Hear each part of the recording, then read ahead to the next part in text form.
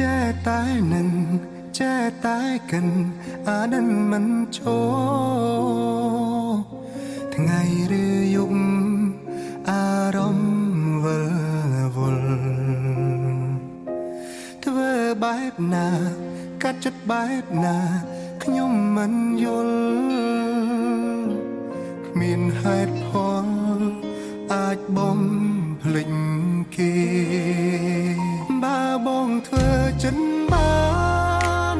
បងជុំនឹងអូនហើយ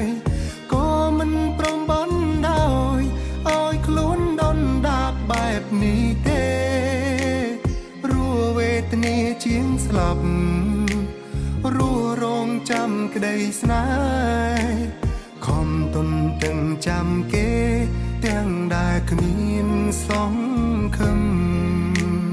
បើបងធ្វើ